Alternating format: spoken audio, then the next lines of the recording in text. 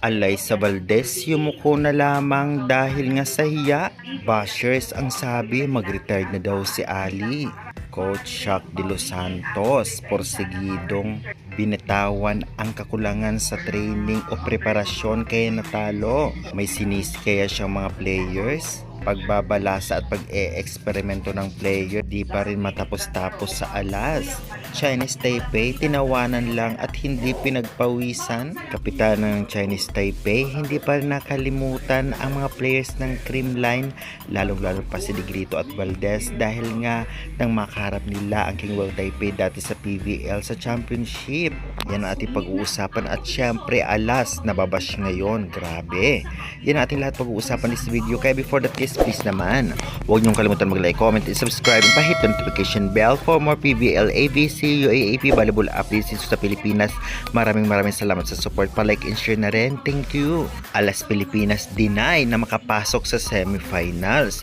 Natalo sila sa huling laban sa Chinese Taipei sa loob ng 3 straight sets sa mga scores na 25-16, 25-14 at 25-10. Dahil dito, nagsilabasan na naman ang mga basher na alam naman natin kapag talo ang Pinas ay talagang may bash na matatanggap at hindi ito maiwasan. May nagsabi pa nga after game daw sa interview kina Valdez at Coach Shaq ay napakayuko na lamang daw itong si Valdez dahil sa hiya. Grabe naman yung basher. Hindi lang naman si Valdez ang naglaro, bakit siya palagi ang binabash? Samantalang nagrepresenta nga sila sa Pilipinas kaya iwas bash na lang.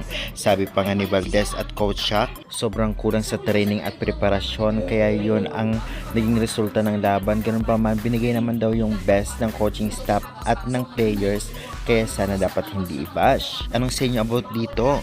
At dahil sa pagkatalo nila, bumaba ang ranking ng Alas Pilipinas from 46 dati, naging 50 na. Kaya syempre bawi sa mga susunod na international game. Ngayon napakalaki ng chance ng Chinese Taipei at ng Koreang pasok sa semifinal, samantalang sa battle for 7th or 8th place naman napunta ito ngang Alas Pilipinas. Samantalang ang kapitan naman ng Chinese Taipei ay hindi nakalimutan sina Valdez at Negrito dahil nakaharap nito noon sa PVL sa King World Taipei pa o club team na imbitahan ng PVL at nagkakasama na ito o nagja-jamming na, kaya naman syempre parang kilala na nila ang isa't isa.